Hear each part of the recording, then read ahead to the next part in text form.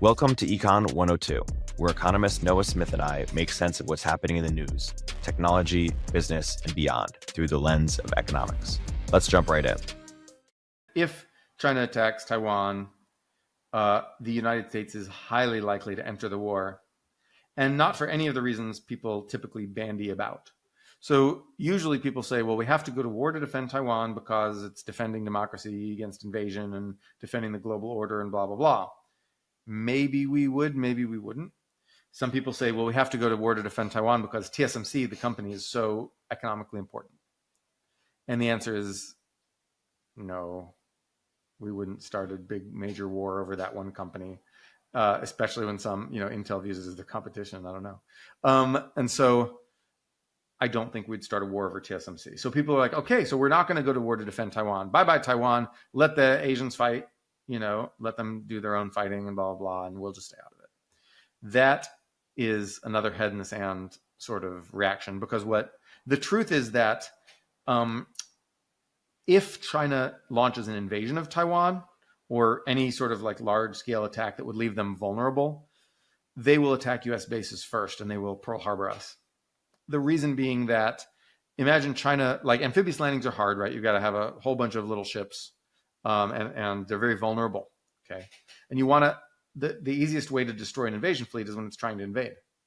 So China sails their little invasion fleet over to the beaches of Taiwan. And then the United States has bases at Okinawa, at the Philippines, and also at Guam, which is a little farther away, but then especially Okinawa and the Philippines that are right next to Taiwan. And if we want, we can launch air assets, i.e. fighter bombers with missiles.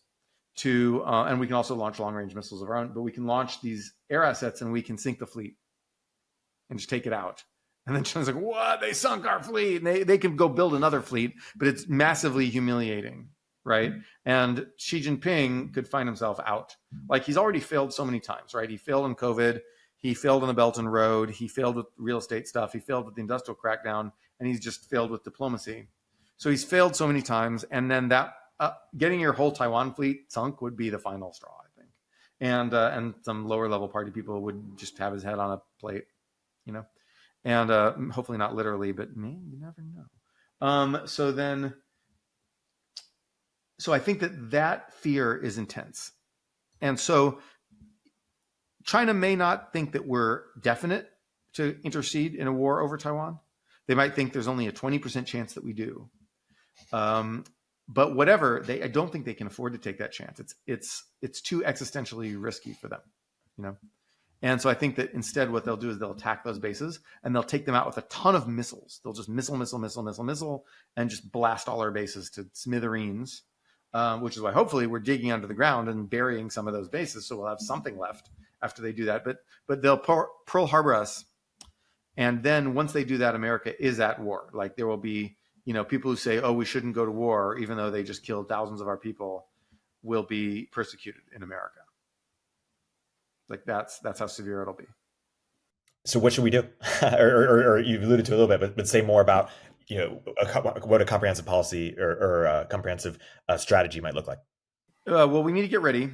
We need to make sure that the damage to us on the day, if and when that happens, the damage to us and our economy and our, military is as little as possible. So the first thing that needs to happen is companies, right? So a lot of companies are sitting there sort of just hoping that nothing goes down between China and Taiwan.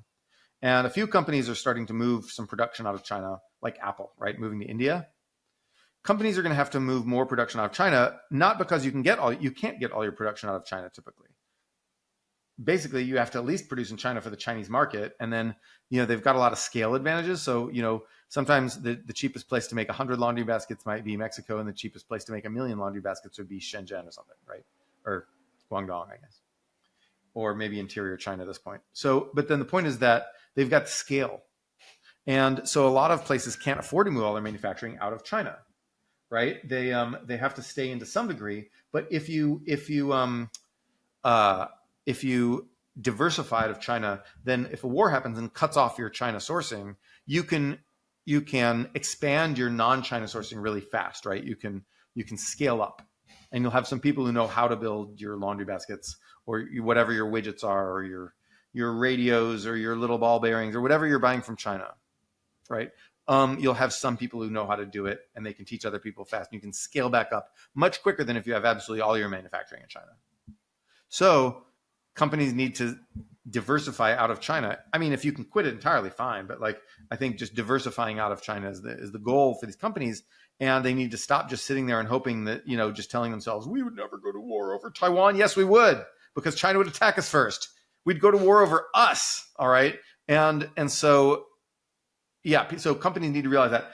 The second piece of that is that companies need to audit their supply chains, because if I'm buying, suppose I import laptops and I sell laptops, right? I'm Best Buy, who knows, right? I sell laptops, and I used to import made in China laptops, and now I'm importing made in Vietnam laptops. Where are the parts for those laptops coming from? Where is the screen from? Where is the processor from? Where is the memory from? Where are these things? Where is the wireless chip, whatever, from? Right? Where are all these things from?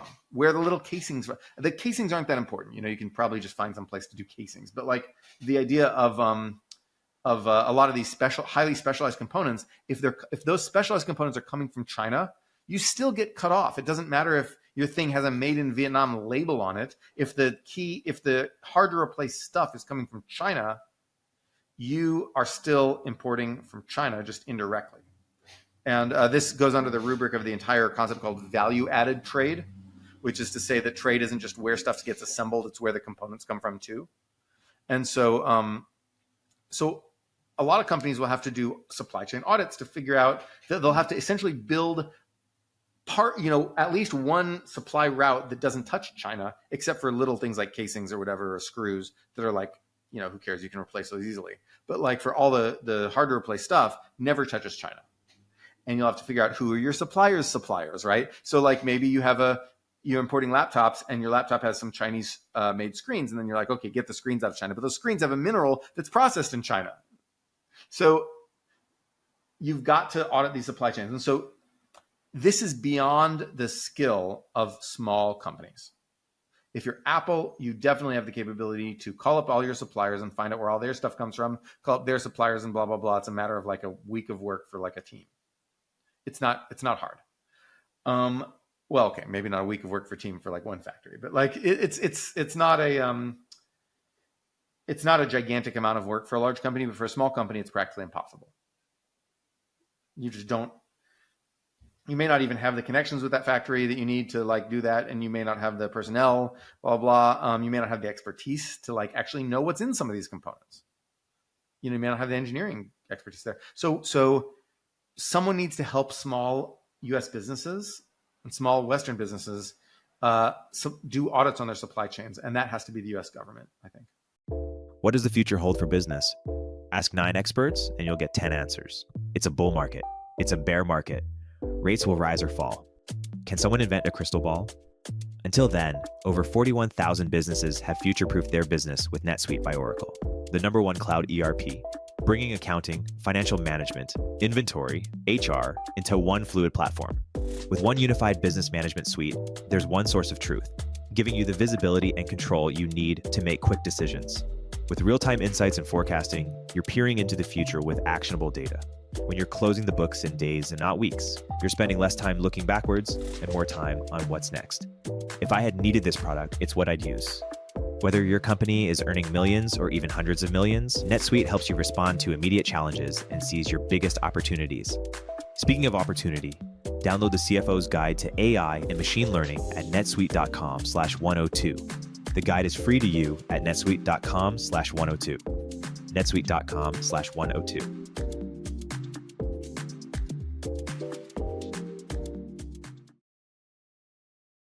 Ever feel like managing your business finances is a full-time job on top of your actual full-time job? Yeah, me too. That is, until I started using Found. Found is a business banking platform that lets you effortlessly track expenses, manage invoices, and prepare for taxes. You can even set aside money for different business goals and control spending with different virtual cards. I've saved so much money because Found helps me identify tax write-offs. And I saved so much time that I can now devote to chasing new opportunities and doing the work I enjoy. Oh, and by the way, other small businesses are loving Found too. This Found user said, "Found is going to save me so much headache. It makes everything so much easier. expenses, income, profits, taxes, invoices even. And Found has 30,000 five-star reviews just like this. Open a Found account for free at found.com/econ102. Found is a financial technology company, not a bank. Banking services are provided by Piermont Bank, member FDIC. Don't put this one off. Join thousands of business owners who have streamlined their finances with Found. Econ 102 is a podcast from Turpentine, the network behind Moment of Zen, In the Arena, The Cognitive Revolution, and more. If you like what you hear, subscribe and leave us a review in the App Store. You can keep up with both of our Substacks for written analysis of the topics we cover in the show at noahopinion.substack.com and eriktorenberg.substack.com. Thanks for listening.